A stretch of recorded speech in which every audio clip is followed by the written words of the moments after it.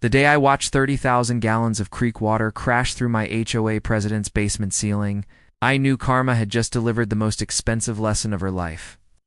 There I stood in Delilah Thornberry's flooded man cave, watching her husband's $80,000 home theater disappear under rushing mountain water while she shrieked about insurance claims and federal lawsuits. The metallic taste of pure justice mixed with the smell of soggy drywall as water thundered through her designer ceiling like nature's own personal vendetta. My boots squelching on her ruined Italian leather furniture 6 months earlier, this power-drunk HOAkaren had tried to fill my family's 8-year-old creek with concrete, not realizing she was picking a fight with a hydraulic engineer who knew exactly how water finds a way through even the most expensive basement waterproofing. What would you do if your HOA president illegally tried to destroy your family's heritage with concrete trucks? Drop a comment telling me where you're watching from and subscribe to HOA. Stories for more neighborhood justice that'll make your day. My name is Marcus Hartwell, and 6 months ago, I thought inheriting my grandfather's 3-acre slice of Colorado paradise would heal the wounds left by my messy divorce. The crystal-clear creek running through our backyard been my childhood sanctuary during summer visits where Grandpa Joe taught me to catch trout with my bare hands and identify every bird by its call. That creek had flowed strong for 80 years, fed by mountain runoff that never failed, even during drought seasons, creating a thriving ecosystem where my kids Emma and Jake now spent every weekend catching salamanders, building stone dams, and reconnecting with their old man after the custody battles. More than just beautiful, that creek was legally bulletproof. My grandfather's 1952 water rights made our claim senior to anything built afterward. From my 15 years designing hydraulic systems for Morrison Environmental, I knew water law inside and out. First in use, first in right, and junior users can never force senior rights holders to surrender access. The creek wasn't just our family's heartbeat. It was the reason property values stayed high, why wildlife thrived here, and what kept our summer cooling costs reasonable while neighbors ran their air conditioners into bankruptcy. Then Delilah Thornberry slithered into our lives like a designer-dressed plague. Picture a woman who relocated from Phoenix, with enough new money to buy the biggest McMansion in Millfield Springs and enough entitlement to think that made her neighborhood. Empress, her husband Vernon, owns 3 car dealerships. He's the kind of guy who puts Winter One vanity plates on his white Escalade and parks it in their circular driveway, like a monument to compensating for something. Within 6 months of arriving, Delilah had maneuvered herself into the HOA presidency and launched what can only be described as a suburban ethnic cleansing campaign disguised as community improvement.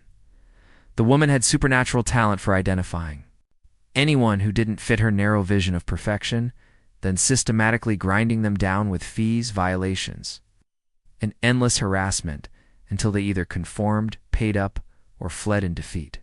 Her expensive perfume couldn't mask the stench of petty tyranny that followed her around our once peaceful neighborhood like a toxic cloud. The war officially began with a certified letter that made my blood pressure spike, just reading it. Delilah demanded I remediate the water hazard within 30 days or face $500 daily fines, claiming my family creek created mosquito breeding grounds and posed property damage risks to neighboring homes. The irony was rich. This woman, who'd never seen a natural water source that wasn't chlorinated and heated, was lecturing a hydraulic engineer about water management. I knocked on her door with Grandpa Joe's water rights documentation and offered reasonable compromises like decorative fencing, mosquito control treatments, or professional landscaping to make it prettier. She wouldn't even pretend to look at the papers. Precedent cannot be set for special treatment, she declared, standing in my driveway wearing $1,000 heels that crunched on our gravel like she was grinding my ancestors' legacy into dust. Her reign of terror had already claimed multiple victims, and I'd watched the pattern emerge with growing disgust. Sweet Mrs. Morgan, a Vietnamese grandmother whose immaculate vegetable garden fed half the neighborhood kids, was bullied into ripping out her plants because they were allegedly non-native species, despite being the same tomatoes sold at every grocery store in Colorado. Dale, a young father juggling his wife's cancer treatments and 2 small kids, got harassed into repainting his entire house that regulation beige during the worst month of chemotherapy because Delilah decided his original color was too bold. Retired. Teacher Patricia, who'd spent 40 years educating ungrateful brats, received violation notices for Christmas decorations in January. Decorations she'd already taken down. But Delilah enjoyed watching decent people scramble to prove their innocence. 3 families had already surrendered, spending thousands on unnecessary improvements just to make her harassment stop. Feeding Delilah's addiction to other people's submission? But I'd spent 15 years engineering water systems, and I understood something this suburban dictator didn't. When you try to stop a natural force that's been flowing for 80 years, it doesn't just disappear. It finds another way through, usually taking the path of least resistance until it builds enough pressure to break whatever's blocking it. Delilah Thornberry had picked the wrong engineer to mess with, and she was about to learn that water always wins. Delilah wasted no time escalating from passive-aggressive letters to full-scale legal warfare. 2 weeks after our driveway confrontation, she called an emergency HOA board meeting scheduled during work hours when normal people couldn't attend. A trick I'd later learned she'd pulled from some HOA dictatorship playbook. The meeting was pure theater with her 3 hand-picked cronies, nodding like dashboard ornaments while she presented a PowerPoint, claiming my creek was an environmental hazard that threatened property values and public health. The 4-to-1 vote to enforce immediate remediation was as rigged as a carnival game, with only Patricia dissenting because she still remembered what integrity looked like. Within 72 hours, received a cease and desist letter from attorneys who probably charged more per hour than most people's monthly mortgage, claiming my creek violated city ordinances about uncontrolled water flow. Here's something most homeowners don't realize about HOA intimidation tactics. They'll reference city ordinances and municipal violations that either don't exist or don't apply to your situation, counting on you being too overwhelmed to fact check their claims. When people call City Hall to verify these supposed violations, they get transferred between departments until they give up in frustration, assuming the bureaucratic runaround proves the violations are real. It's psychological warfare disguised as legal procedure. And it works because most folks don't have the time or energy to fight City Hall, even when City Hall isn't actually involved. But Delilah's biggest mistake was underestimating how much neighbors hate watching bullies win. When I organized a meeting at Grind and Barrett coffee shop, 23 people showed up on a Tuesday evening, and their stories made my blood boil hotter than the industrial-strength espresso. The aroma of fresh coffee and cinnamon rolls couldn't sweeten the bitter taste of learning how systematically Delilah had terrorized our community. Mrs. Morgan's voice trembled as she described destroying her grandmother's heirloom tomato plants, seeds carried from Vietnam 50 years ago and nurtured through every Colorado season since. Dale fought back tears, explaining how Delilah had threatened daily fines while his wife was too sick from chemotherapy to get out of bed, demanding he repaint their house during her 2-week recovery period. The pattern that emerged was pure protection racket psychology. Friends of Delilah received gentle warnings about potential violations, while anyone on her bad side got immediate fines and legal threats. Her selective enforcement was so blatant, it bordered on comedy, except it was bankrupting decent people. Patricia had received violation notices for Christmas wreaths in January, despite documented flu that left her bedridden, while Delilah's bestie Susan kept Halloween decorations up until March without a peep from the HOA Gestapo. My engineering background kicked into high gear as I researched our legal position. The original 1998 HOA formation documents revealed something beautiful. My creek was specifically excluded from all covenants because it predated development by decades. Even better, the city planning department confirmed my creek violated 0 ordinances and actually had environmental protection status as part of the watershed management system. The State Water Rights Commission was downright encouraging. Grandpa Joe's 1952 claim represented senior rights that legally trumped any HOA authority, period, armed with ironclad documentation and growing community support. I filed complaints with the State Water Rights Commission while local kids launched a Save Salamander Creek petition that collected 200 signatures from 3 school districts within a week. Even my ex-wife Sarah called, offering legal research help. which should have been my first clue that public opinion was swinging hard against Delilah's suburban dictatorship. The woman had overplayed her hand so spectacularly that she'd united Republicans and Democrats, parents and retirees, longtime residents and newcomers in shared disgust at her tactics. Then came the twist that changed everything. Delilah's response to organized community resistance wasn't retreat or compromise. It was declaring total war. She started parking her white Escalade to block my driveway during peak hours, called my employer claiming I was creating workplace disruption with my legal troubles, and began what can only be described as a stalking campaign disguised as HOA enforcement. The woman had lost whatever thin veneer of legitimacy she'd maintained and gone full psycho, which meant the gloves were officially off. Delilah's war against my family creek escalated from petty harassment to career assassination when she called Morrison Environmental, claiming I was creating workplace disruption and suggesting my employer might want to reevaluate my fitness for client projects. The woman was literally trying to destroy my livelihood because I wouldn't surrender my grandfather's legacy to her suburban power trip. When that failed to break me, she filed a false complaint with the county health department, claiming my stagnant water bred disease carrying mosquitoes that threatened public safety. The bitter irony was that her own decorative pond, the one with actual standing water and real mosquito problems, sat untested while she weaponized government agencies against a flowing mountain creek that had never caused a single health issue in 80 years. Delilah's biggest tactical error was dragging Tom Alvarez into her personal vendetta. When the county health inspector arrived, expecting a mosquito-infested swamp, he found a pristine ecosystem where native trout spawned in crystal-clear pools and kids laid safely in ankle-deep water that sparkled like liquid diamonds in the afternoon sun, the sound of water babbling over smooth stones, and the sight of salamanders darting between rocks made it obvious that Delilah's complaint was pure malicious fiction. Even better, Tom was a weekend fly fisherman who immediately recognized the rare Colorado cutthroat trout living in my creek, a state-protected species that made any attempt to fill or divert the waterway a potential environmental felony. Most people don't realize that filing false environmental complaints creates an official paper trail that can destroy you in court. Government inspectors keep detailed records of who wastes their time with fabricated emergencies, and they particularly hate being used as weapons in personal vendettas. Tom's official report didn't just clear my creek of health violations. It recommended including the habitat in the county's watershed protection program and noted the frivolous nature of the complaint that brought him there. The health department vindication triggered something beautiful. My professional network mobilized like an army of engineers defending one of their own.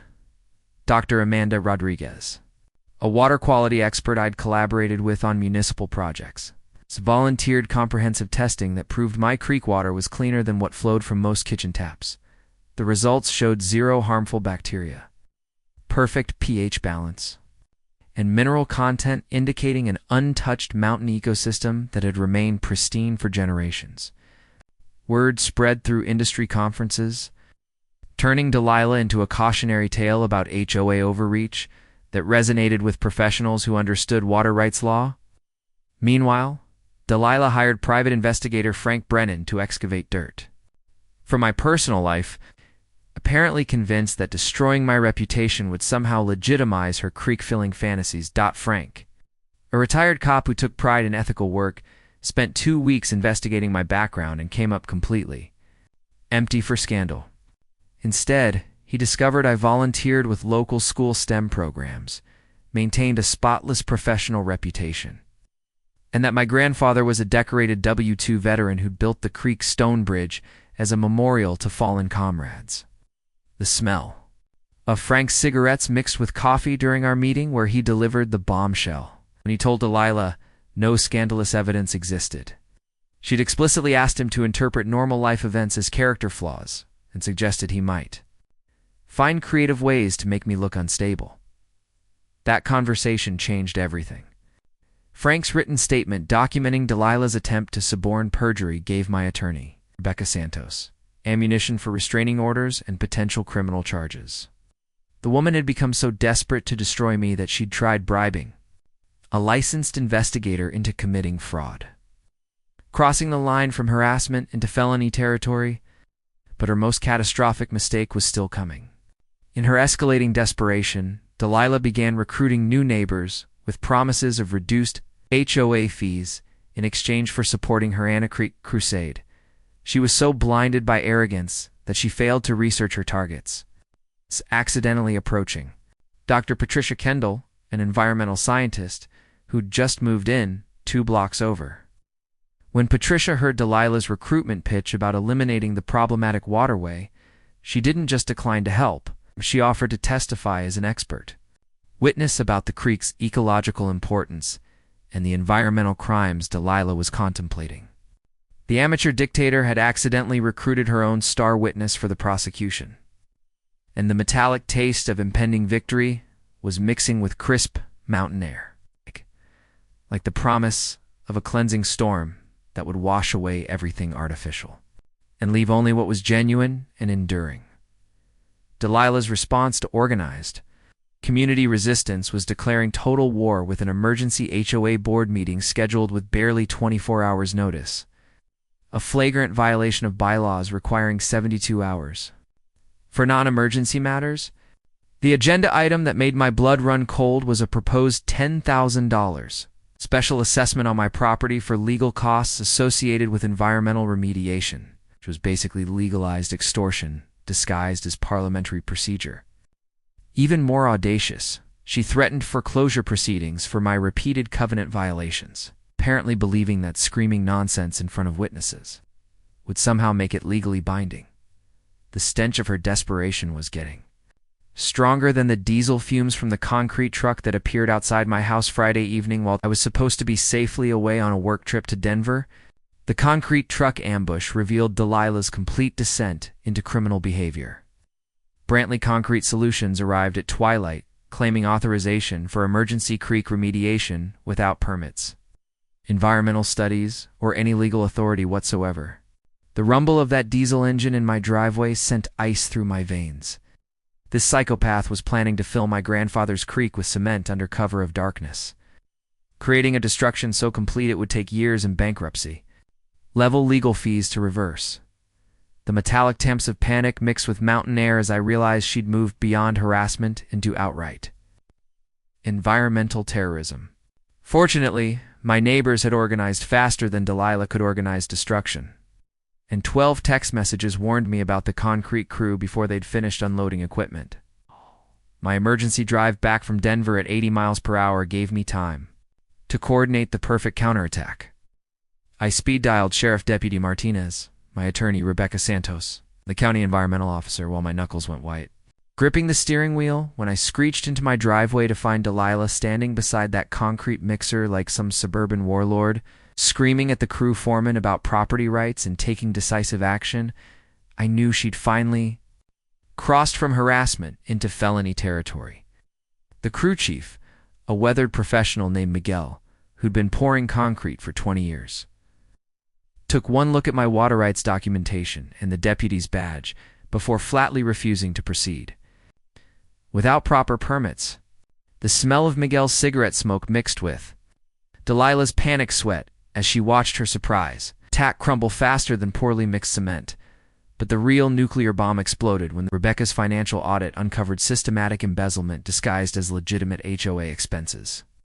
Delilah had approved a $15,000 landscape maintenance contract paid to Vernon's car dealership for work never performed on property that didn't exist.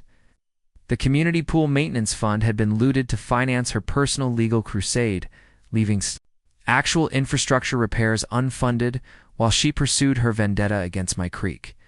Most damning of all, she'd quietly approved covenant violations for her own unpermitted deck addition, while simultaneously terrorizing neighbors for identical violations.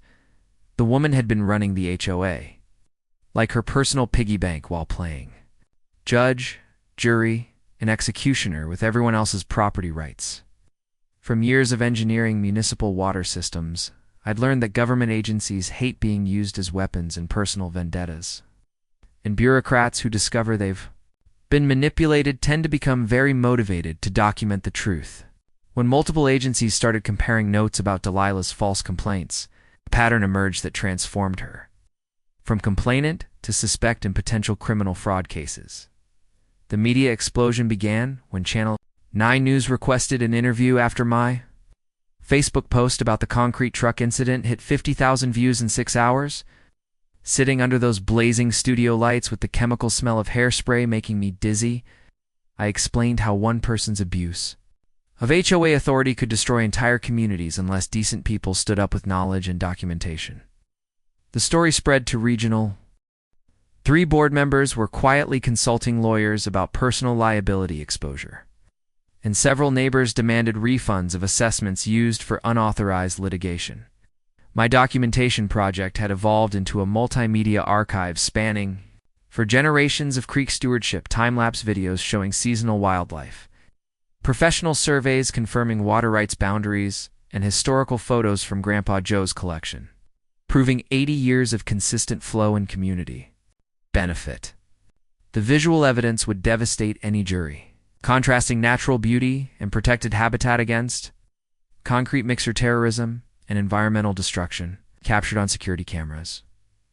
But the most satisfying element was watching Delilah's psychological collapse accelerate as pressure mounted from multiple directions. While we'd been quietly building an airtight case with professional documentation and legal precision, she'd been spiraling into increasingly desperate and criminal behavior that created fresh evidence of her complete unfitness for leadership. Her own actions were destroying her credibility faster than any opposition research could. And the upcoming public confrontation would give our community front row seats to witness the spectacular implosion of a tyrant who'd forgotten that power without legitimacy is just expensive bullying with fancy letterhead. Delilah's final descent into criminal insanity began with midnight trespassing that made my blood run cold when I reviewed security footage the next morning. The timestamp read 11:47 p.m. on a Tuesday, when she and some hired accomplice crept through my backyard like suburban burglars, armed with professional cameras and soil sampling equipment that suggested something far more sinister than another, a frivolous lawsuit. The grainy footage showed her designer boots squelching through creek mud as she photographed water flow from multiple angles, filling mason jars with soil samples while frantically scribbling measurements in a notebook. The metallic taste of violation mixed with rage as I watched this psychopath desecrate my family sanctuary under cover of darkness, apparently believing that trespassing evidence would somehow legitimize her war against my grandfather's legacy. Sheriff Deputy Martinez caught them red-handed when I called in the break-in, his flashlight beam illuminating Delilah's mascara-streaked face like a raccoon trapped in garbage.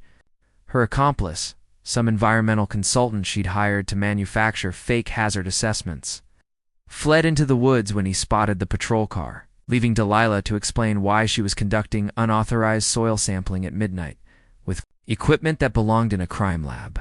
It's not a suburban backyard. The sight of her trembling hands clutching those mason jars while Deputy Martinez documented evidence of criminal trespassing was almost pitiful enough to generate sympathy, until I remembered she'd spent months trying to destroy everything my grandfather had built with lies and legal terrorism. But Delilah's most catastrophic error came when desperation drove her to attempt bribing Mountain Structural Solutions owner Jake Morrison into providing fraudulent testimony about foundation risks.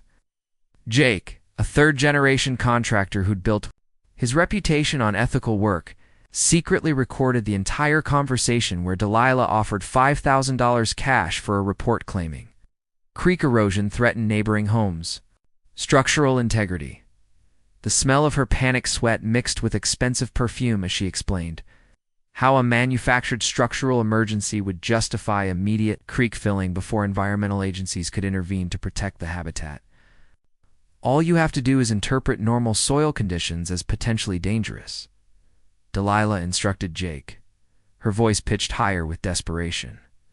Emphasize immediate action requirements to prevent catastrophic foundation damage. I'll handle the legal aspects once we have professional documentation supporting emergency remediation. When Jake refused and threatened to report the attempted bribery, her suburban mask slipped completely as she screamed about environmental terrorists and property value destruction before storming out like a toddler whose candy had been confiscated by responsible adults. Jake's ethical backbone proved stronger than Delilah's corruption. And his written statement documenting her solicitation of perjury gave Rebecca ammunition for criminal conspiracy charges that would follow Delilah long after our civil litigation ended. The recording captured explicit instructions to commit fraud, create false emergency justifications, and circumvent environmental protections through manufactured evidence. In my years working with municipal contractors, I'd learned that attempted bribery of licensed professionals carries serious consequences because it undermines the entire system of building safety and environmental protection that keeps communities safe from exactly the kind of disasters. Outlets generated hundreds of comments from homeowners sharing similar horror stories about power, drunk officials who'd forgotten they served communities, not ruled them like personal kingdoms. Delilah's panic response was a scripted Facebook video filmed in her pristine living room that collected dislikes faster than a political scandal. She claimed victimhood in a coordinated harassment campaign by environmental extremists, threatening property values and community standards. The comments section became a war zone where neighbors shared screenshots of her harassment, photos of the trespassing concrete truck, documentation of financial mismanagement that made her look less like a victim and more like a wannabe dictator watching her empire collapse in real time. The taste of impending victory was mixing with crisp mountain air, like the promise of a cleansing storm that would wash away everything artificial and leave only what was genuine and enduring. The anonymous envelope that destroyed Delilah's entire world appeared under my door on a Tuesday morning like a gift from the gods of ironic justice. The thick, expensive paper felt heavy with secrets as I carried it inside with my coffee. And when I opened it, the photographs spilled across my kitchen. Table-like evidence in a crime thriller. What I saw made my engineering brain explode with possibilities. Detailed shots of Delilah's basement renovation showing massive, unpermitted concrete work, legal drainage modifications, and a sophisticated French drain system that had never seen a city inspector or received a single approval stamp. The technical picture hit me like a lightning bolt of pure vindication. Delilah's $45,000 man cave renovation hadn't just violated building codes. It had fundamentally hijacked the natural groundwater flow that had fed my family creek for 80 years. Her basement waterproofing included underground barriers and pump systems designed to keep Vernon's precious entertainment room bone dry by redirecting groundwater away from their property. But physics doesn't care about property lines or suburban vanity projects. And that displaced water had to go somewhere. By damming the underground flow that had sustained our creek through every drought since 1952. She'd reduced our water volume by 30% while creating exactly the standing water and drainage problems she'd been blaming on me. The irony was so perfect, it felt like cosmic payback. Every single accusation Delilah had hurled at my creek, standing water, mosquito breeding, property damage risks, was actually caused by her own illegal modifications to the natural drainage system.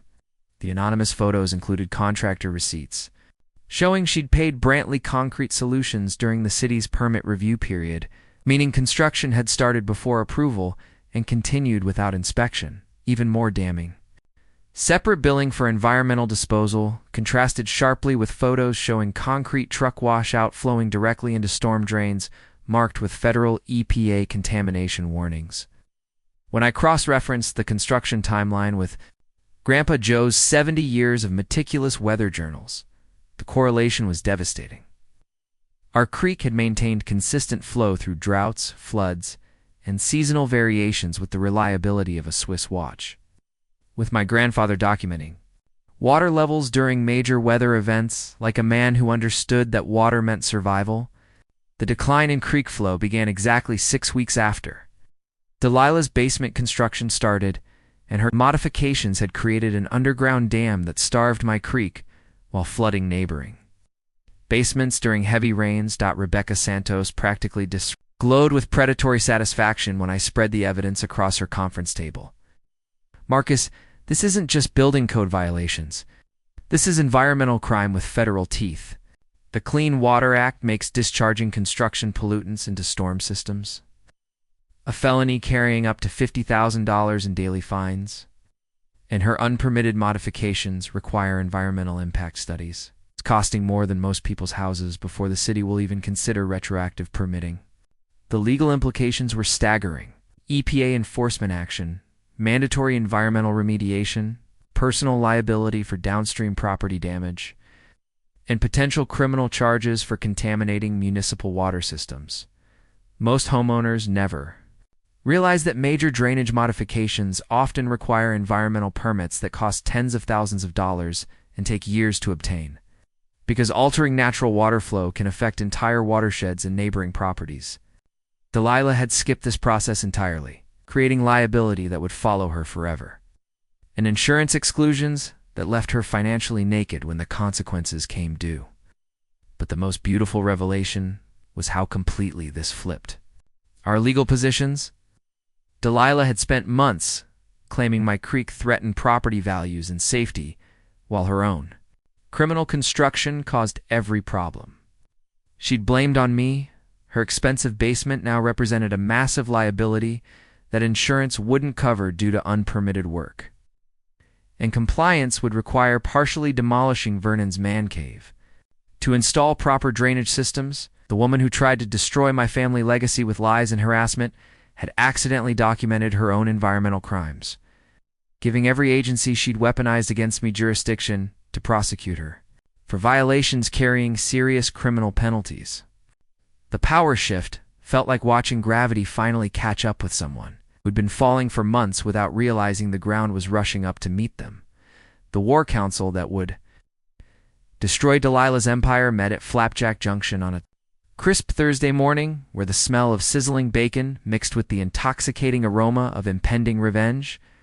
Rebecca Santos commandeered our corner booth like a general preparing for total victory, spreading legal documents across the sticky table while Dr. Amanda Rodriguez organized environmental data with surgical precision. Patricia's phone buzzed, constantly with intelligence from neighbors who'd transformed from terrorized victims into a coordinated resistance network hungry for justice. The sound of coffee cups clinking and papers rustling created a symphony of preparation that made my engineer's heart sing with anticipation. "We're not just fighting back. We're going nuclear," Rebecca announced, her eyes gleaming with prosecutorial bloodlust.